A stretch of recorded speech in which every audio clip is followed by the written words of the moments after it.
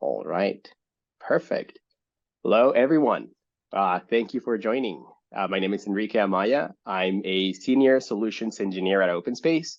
And today we're going to talk about two topics that you very rarely think about in the same sentence. These are reality capture and, you guessed it, Star Wars. Essentially, the premise of this conversation is that we're going to talk about how reality capture could have helped the fate of the Death Star. And trust me, I know, I'm an Imperial officer here at the Galactic Empire. So the idea here is reality capture and a tool like OpenSpace would have been incredibly helpful for something like this. So let's go ahead and explore that a little bit. Let's get right into it. I'll stop sharing my camera here so you guys can concentrate on what I'm showing.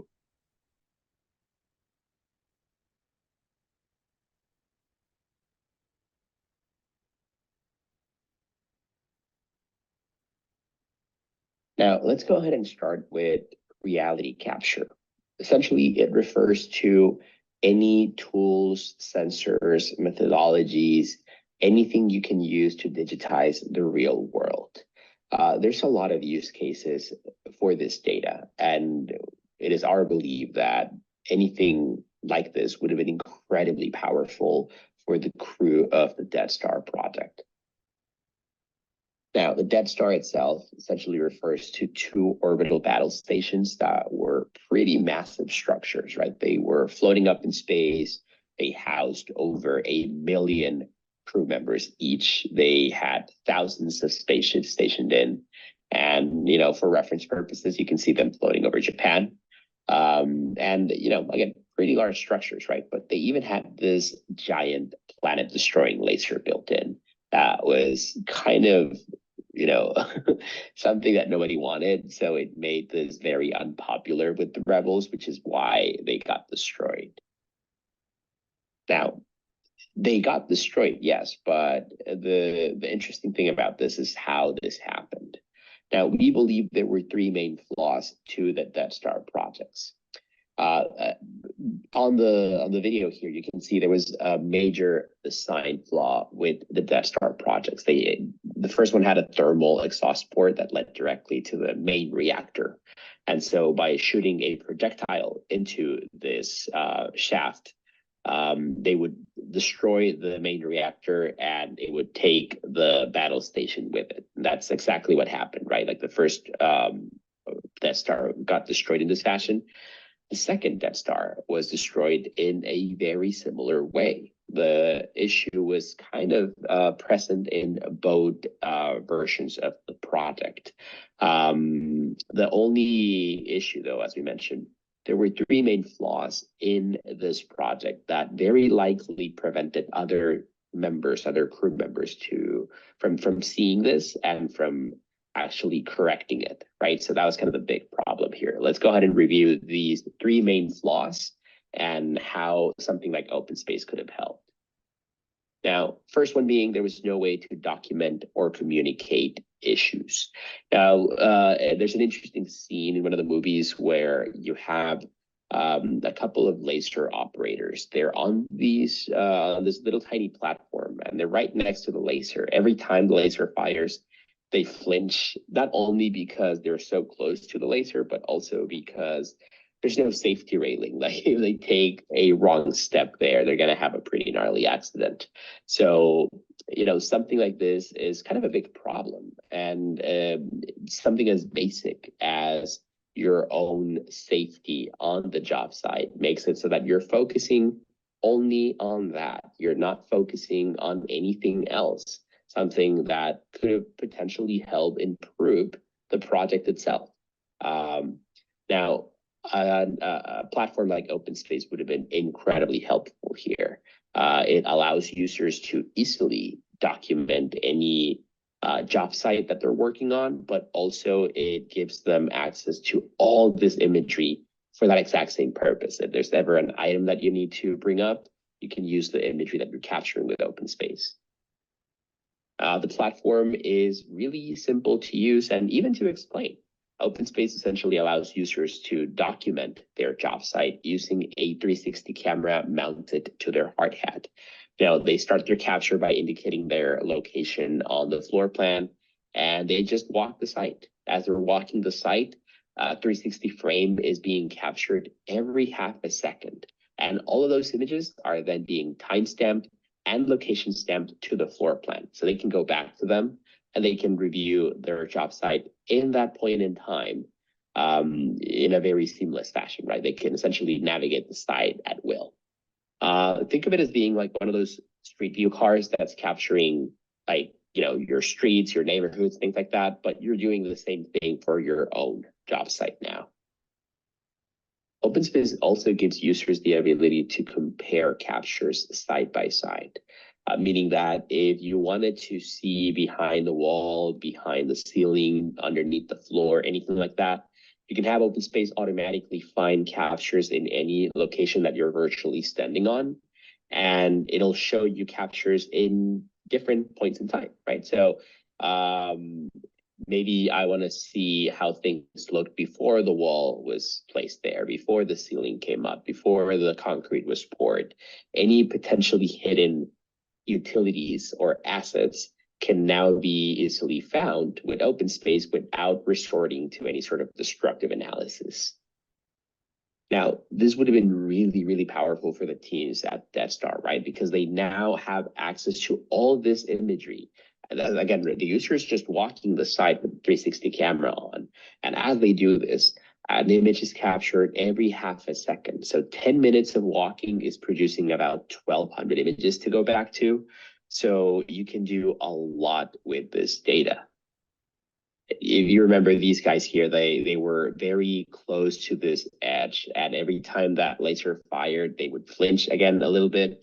But this was a problematic issue. Like they, again, were focused on their own safety and, of course, operating the giant laser, rather than, if there was anything else that they could have brought to the table, they essentially did it because of this. But this was the same throughout the whole project. Everybody was preoccupied working around all these issues, all these potential hazards that no one was essentially talking about because they didn't have proper documentation to back up their claims. Now, OpenSpace gives users a very specific ability to highlight any items. This is called field notes. So if you need to make any sort of annotations, think of it as RFIs, punch items, observations, issues, things like that. You can now take out your phone, take a picture of any item as you're walking the site. And if you have the 360 camera with you, OpenSpace would automatically note where you took this picture. It would know what direction you were looking at when you took this picture. And it would automatically associate this one image, this one picture that you took to the 360 video walk that you were making. If you're not wearing one of the 360 cameras, that's also fine. As long as you have the OpenSpace app on your mobile device, you can snap a picture of any item that you wanted to highlight, anything that you wanted to emphasize to another group, or just let them know and offer visibility to this item. You can just take a picture, upload it to OpenSpace, and the only thing that's different here is that it'll ask you where you are on the floor plan. That's it. It's not doing it automatically because you do not have the 360 camera, but that's fine. It essentially means that every member of your project, as long as they have the OpenSpace app on their phone, on their iPad, anything like that, they can all become contributors to the project. You're giving everybody the ability to document their job site. Now, once you do that, you can also resort to the 360 imagery you've captured, right? So every single one of those images can be used to produce one of these annotations as well. And OpenSpace will produce a very complete and powerful report to go along with that. It shows you the location of each of these items on the floor plan, the general location, the exact location, the orientation of the image, as we mentioned.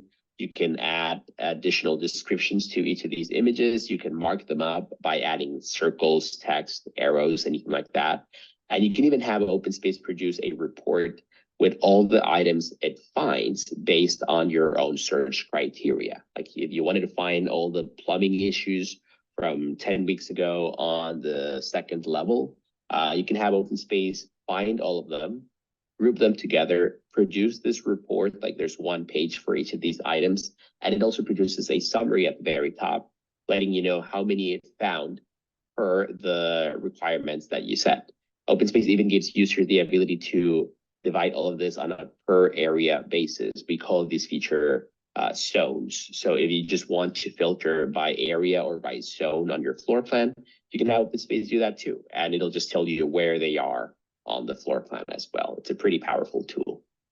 Now, if you had something like this means that any crew member that saw this glaring safety issue or omission, right? Like there's no safety railing and these guys are just kind of like wondering what's happening here. Somebody walks across that and they just see like, oh, that's a big problem. I should report this. They just take a picture of that and boom, eventually once it gets to the right person, once there's visibility into this issue or these type of issues, they can now start getting fixed. And that was, again, a big problem with the DevStar projects and the lack of documentation they had. Now, the second issue was essentially unachievable deadlines, right? So we mentioned at the beginning, there were two DevStar projects. One of them was much larger than the first. The first one took about 20 years to be completed. The second one, which was never really completed, it was blown up before then, but it was operational in only 4 years. And that's, a pretty substantial gap between 20 and 4, right? Like they essentially got everybody to quote unquote double their efforts. They would be told that if they couldn't do it, they would find somebody else who could. Unfortunately, though, we all know that they were not going to get fired, and probably something a little bit worse.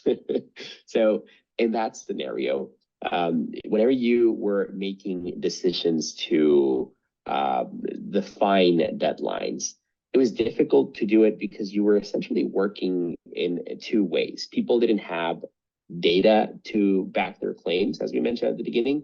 If you needed to push back on a deadline, okay, what's your evidence towards your argument here, right? Like that you can't really make this deadline. That's one thing. The other thing was that people were not really talking to each other. They were not really sharing information between each other. This is pretty obvious in that iconic scene where Darth Vader force chokes this officer, where they're bickering between each other on how to proceed, given that the rebels had stolen the Death Star plans. And one of them outright says that any potential flaws in the Death Star would have been exploited or would be exploited by the rebels at that point, since they had the Death Star plans. But everybody ignored him. Everybody just kind of brushed it off. And this person who brought it up, who seems like he knew something was up, that they would find an actual flaw here, he didn't bring it up again. Like this was kind of an issue that, well, I got dismissed, I shouldn't say anything anymore. And of course, somebody getting force choked in front of you kind of makes it so that you have less of a desire to bring it up again. But that's the point. They didn't have any documentation to help them make informed decisions. And due to this, teams were also not talking to each other. Like they were siloed groups that were not sharing data. And since nobody had visibility into how everything else was going, their decisions were pretty poor. So unachievable deadlines were happening all over the place. For the first Death Star project, some people that were working on that, like the initial set of engineers, were kind of worked to the bone here. They were not treated all that well, right?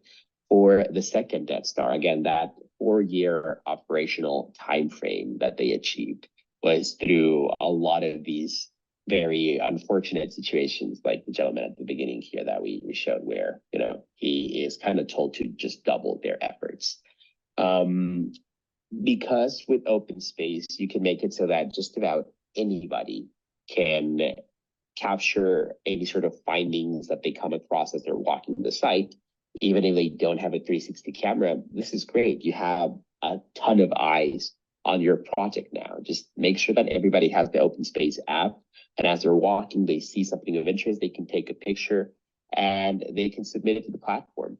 The cool thing about how OpenSpace works, though, is that it doesn't have to stay in OpenSpace only. If you have another system, if you have a PM system that you're normally working with, those PDF reports that you can produce produce with this data are pretty powerful, and they can ensure that the right person has access to this information and has visibility into the issue itself with additional contextual information. So meaning that if you go into an OAC meeting, and again, you have all the stakeholders or all the decision makers per se in this meeting, this can now be a lot more productive because you have all this imagery to go back to. There's not a lot of back and forth that people have to go through anymore, because you have a better sense of the current status of the project and any potential adjustments that need to happen, anything from deadlines or just in general, right? Like you can now use all the imagery from OpenSpace to help you make a case for any potential changes on the project itself.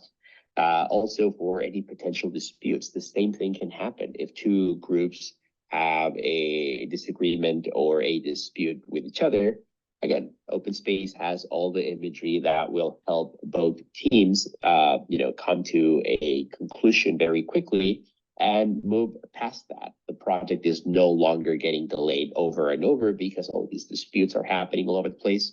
Now you can just go back to OpenSpace, figure it out real quick, just move past that very easily. I do want to emphasize one thing though. OpenSpace makes it really easy to give you the opportunity to share exactly what you want. You have a lot of images to go back to. OpenSpace is capturing one image every half a second as you're walking the site. So again, 10 minutes of walking will give you about 1,200 images to go back to. And if you have that many images, when you want to share that with somebody, maybe that's too much information. So you have the option of sharing maybe individual 360 captures instead of sharing every single one of them, or sharing specific images instead of sharing every single 360 image. So you have full control over that, and the user that gets this information even gets the same UI that you normally see, but they're only seeing exactly what you wanted to share with them. Now, the third issue was related to lessons learned were not applied. Now, this is kind of an interesting topic because on the first Death Star, as we mentioned, 20 years to build, some big design problems like that thermal exhaust port that essentially, crippled the Death Star. That was something that you would expect them to correct for the second Death Star, but quite the opposite, unfortunately. Not only did it inherit the issue, but they kind of made it bigger. They made it much more prominent on the project because the second Death Star was much more complex and a larger structure as a whole, right? So that was kind of a big issue. And the thermal exhaust port to begin with was a giant design flaw, a fatal design flaw. So much so that, a farmer with little to no combat experience, got on a spaceship and penetrated the defense grid of this giant battle station, flew through its trenches, and got as close as he needed to shoot 2 torpedoes into this ventilation shaft and destroy the orbital battle station. That was kind of pretty gnarly, right? So again, you would expect them to figure this one out and prevent it from happening again, but it didn't. It happened again, except that this new crew was much larger, and because the spaceship, the battle station rather, was bigger, this new crew that destroyed the second Death Star was able to literally fly into the chamber containing this main reactor, blow it up, and then fly out of the Death Star. So, some odd decisions were made throughout here. Now, for something like this, OpenSpace has this really cool feature set called BIM Plus. BIM Plus would have been a great addition to the teams here because it allows users to compare their 360 imagery and any 3D models they already have in place. So for QA/QC purposes, feasibility studies, things of that nature, this becomes a really powerful tool for everybody. Remember, the Death Star project definitely had those 3D models, right? And they had the ability to do something like this. But what's interesting, though, is that the moment you start overlaying elements out of your model and you bring them onto the imagery itself, just to get a better sense of how things are coming along, if things are going to work based on what you have right now. Like, are there any issues with the design intent, things like that. You can now start getting a sense of like what's potentially missing, right? Like if they overlaid large portions of the Death Star on top of the imagery they've been capturing with OpenSpace, they would probably have seen something like that open thermal exhaust port with no gate or anything like that. It was a big, big problem, right? OpenSpace even allows users to bring in point clouds. Again, reality capture would have been incredibly helpful here. So laser scanners are a great tool that you can work with. They offer additional information at a much more detailed sense, right? So you can create accurate, or rather, measure specifically what you want out of the point cloud at a much higher degree of accuracy. The cool thing about how OpenSpace works with it is that you're able to bring in this point cloud into OpenSpace and have it aligned to your model. So you can have both the point cloud and the model overlaid with one another. And then you also have the 360 imagery to add additional contextual information to what you're looking at. So for example, if you are bringing in your point cloud and you're wondering if there's any potential clashes between the existing conditions of the site and then the sign intent here, like for example, the conduits that you have over there at the ceiling are definitely clashing with the planned MEP here. So there's definitely going to be some rerouting required on the model. But this is a lot easier to catch now with OpenSpace. And again, you have this additional contextual information to go back to all the imagery that was captured along with that. Laser scanners, as I mentioned, are incredibly powerful tools, but you can't take them everywhere. So having the best of every world is pretty powerful. You have all the imagery that you're capturing as you're walking. You have the laser scan, the point cloud produced out of the laser scanner. And then you also have the model to fall back on and just see how things should look against how they actually look at the moment. Now, you also have the ability to take this model with you. OpenSpace gives you an offline viewer for the model.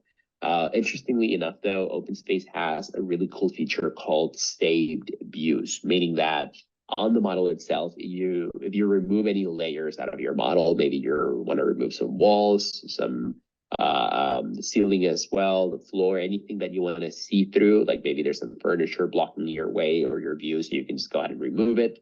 So when you do stuff like that, OpenSpace with its save view feature allows you to save the model in that very specific state. So you can go back to it and inspect the model exactly how you left it, or you can share it with other team members exactly how you left it for them. With this offline viewer that you get with OpenSpace, you can essentially just walk around the site. You have access to the model, but you also have access to any save view you may have created, right? So if you want to see a version of the model, if you're working maybe with the coordinated model and you have a version that has no ceilings, you can essentially pull it up automatically instead of having to, try and work around a touchscreen on a mobile device to remove specific layers, which might be not very intuitive or a little bit more difficult. But the save view that you went through and created over at the web platform just goes with you using this offline viewer. Kind of the powerful nature of having reality data with you and reality capture as a whole is that you can make decisions based on this information that you're capturing. So I'm sure that if the team over at the Death Star would have seen the data from OpenSpace, would have seen everything they're using, everything they're gathering, and just compare everything, they would have seen the fact that this thermal exhaust port had no covering, right? Maybe they would have added a gate, maybe 2 or 3 along the way, because a gate is not really preventing it from working as it should. It's just blocking access towards that main reactor, which they did and ended up, costing them the 2 battle stations, unfortunately. Yeah, I mean, if reality capture had been implemented, I strongly believe that we'd all be wearing these really awesome stormtrooper suits and we'd all be working for the Empire. But, you know, things didn't go as planned. So we'll see how things go in the future. Well, thank you for joining us. We really, really appreciate it. I hope you liked this topic, and you know, it's a fun topic for us, and we'd love to do more of these. If you have any suggestions on where else reality capture and open space would have been helpful, let us know. We'd love to talk about that, and you know, reach out to your open space rep and let us know what other platform or what other franchise you'd like us to go over. We're also opening the floor up for questions. Yeah, if you guys have any questions on anything we reviewed now, we'd be happy. And that's it. Again, thank you everybody for joining. Sure enough, we are opening the floor for questions. Is there anything that you guys would like to see or anything that you'd like me to go into a little bit more? Please let me know. Well, let's get started. All right, the chat is officially open.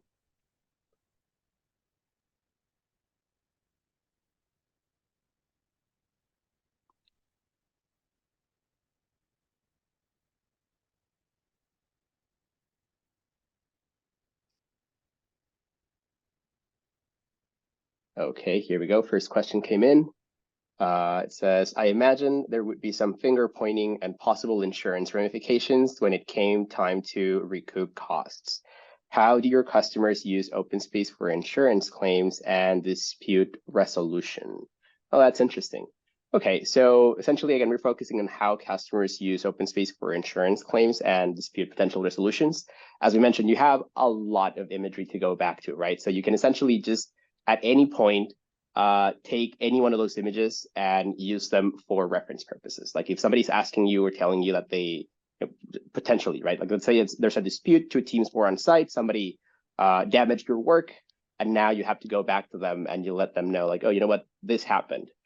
Without proper documentation, it's really hard to do that. But with OpenSpace, because you have the ability to go back to the job site, you're walking as much as you want. You have unlimited captures with OpenSpace, right? So there's really no problem in you guys walking every day, every week, or just multiple times a day even. You walk in the morning, walk in the evening, and you can actually compare the two types of captures. So if you documented your job site with everything correctly installed as it should be, when you go back to the afternoon and you see the capture and you see the damage after that, you know, very obvious that the team that was there essentially caused set damage. So you can take advantage of all this imagery for that purpose. And again, insurance companies definitely love that. Next question here. It says, within the missing railing, with missing railing here that you talked about, that sounds something that the safety manager should flag. Do you guys have a safety team using OpenSpace to flag issues? Yes, a lot of them. So essentially, they're talking about the safety railing with the stormtroopers or the laser operators that were there, and if they took a couple steps back, they would just kind of fall to their doom. Yes, safety teams use and love OpenSpace because of that level of visibility. It's actually great though, because like the point is that you no longer have to worry about all these potential hazards. You just go back to it, and because you're getting proper visibility, you know, to the right stakeholders, so this can be solved. It's no longer a problem. It's no longer a dispute, and it's not, you know, essentially delaying projects now. You can easily catch it, and the best thing about this is if you're looking at this and you're walking around the site, you know, on boots on the ground, essentially, other people can come in here and remotely review this data, which is a lot better. Like your safety teams from different areas, from different locations, they don't actually have to go to the site itself to stop the site. Like if somebody walked through it already, they just had a camera attached to their hard hat, they can use all this imagery for that purpose. So yeah, a lot of safety teams use this. Let's see. Thank you guys, much appreciated. The kind words are great.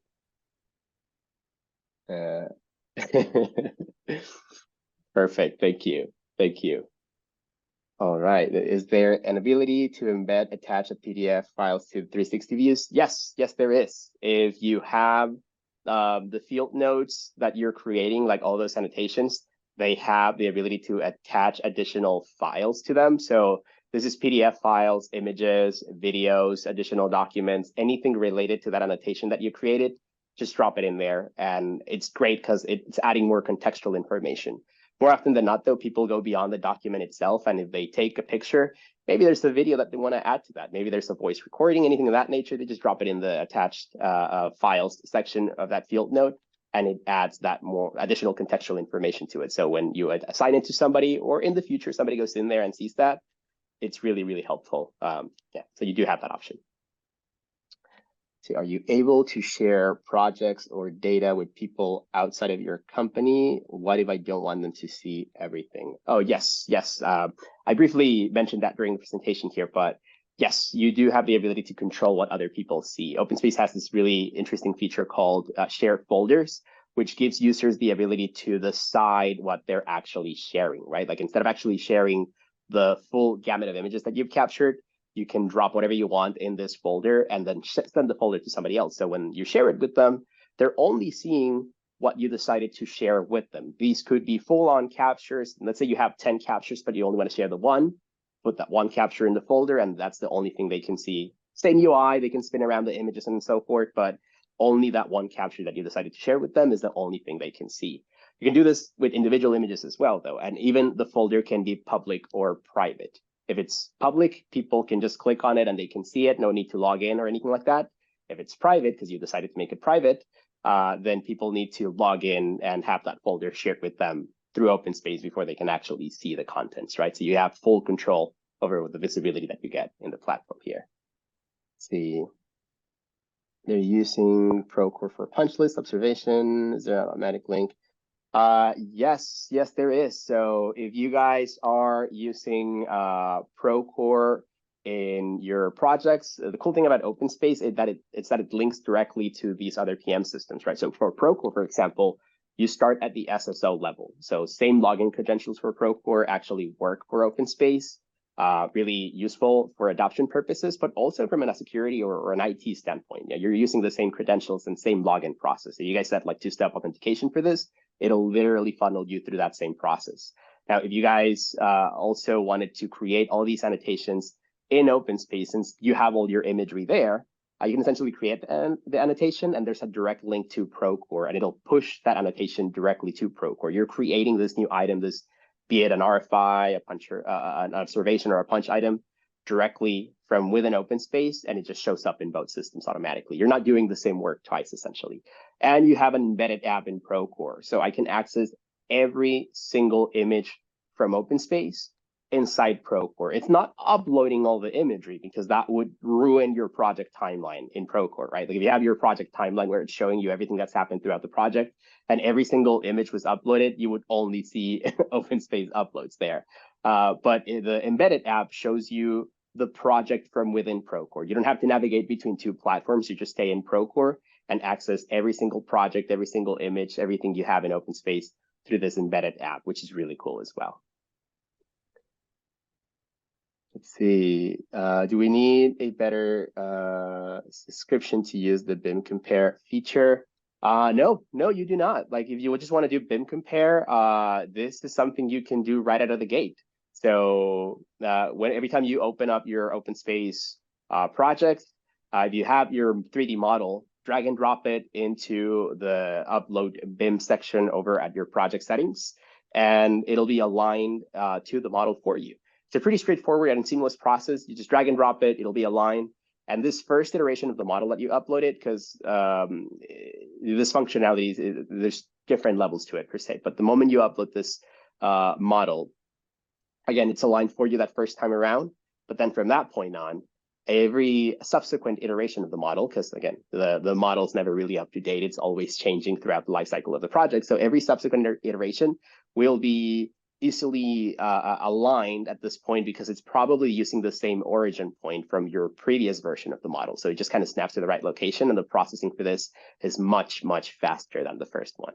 So yeah, it's a very seamless process, and everybody can upload a model to compare to their 360 captures.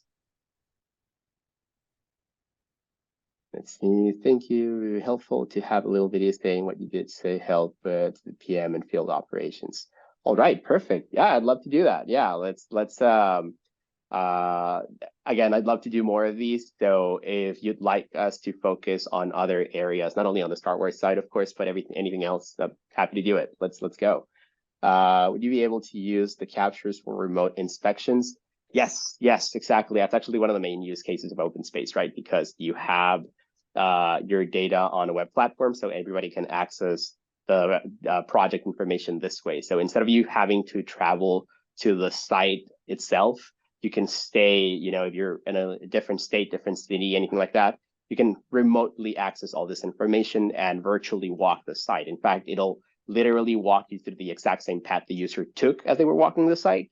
So you can just hit play. You can have it, move faster or slower through this capture.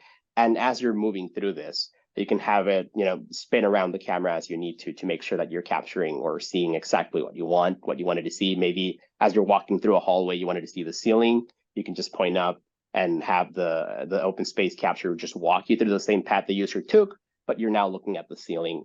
That's kind of the advantage of a 360 camera, right? So yes, remote inspections is something you can definitely do with OpenSpace, and it'll save you some travel costs, right? So that's something you can kind of look forward to as well.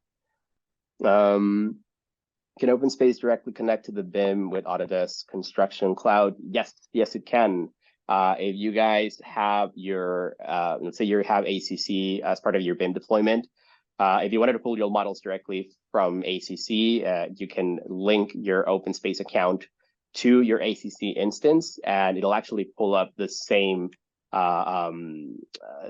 folder structure that you have in ACC. So you can go through the same browser, find the one you want, and then pull the model directly into your OpenSpace project. In fact, you even have the ability to choose when to update the model, rather than having to re-download the model and then upload it to replace the previous one. If you link it this way, you can just update it. And there's an update icon there. You click on it, it'll automatically pull the latest version of the model. But again, it gives you control of when to update the model. Every now and then, everybody's gone through this. If you have a BIM deployment where the newest iteration of the model, there's something wrong with it, so that you have to be kind of make corrections or go back to the other version. If that's the case, again, it gives you that control. You can choose when to update, and if it makes sense to do it at this point in time, or if you want to give it a little bit of wiggle room in case there's going to be any additional corrections, right? But yeah, full link capabilities there. If there aren't any more questions, all right, perfect. Excellent, team. Well, thank you very much. We really appreciate it. Thank you for joining. And again, we'd love to do another one of these. If you guys have any other suggestions for other franchises or any other situations in which OpenSpace and reality capture would have been helpful, let us know. We'd love to hear about that, and we'd love to make another one of these. Thank you again for your time. We appreciate it, and we'll be in touch. Have a good one.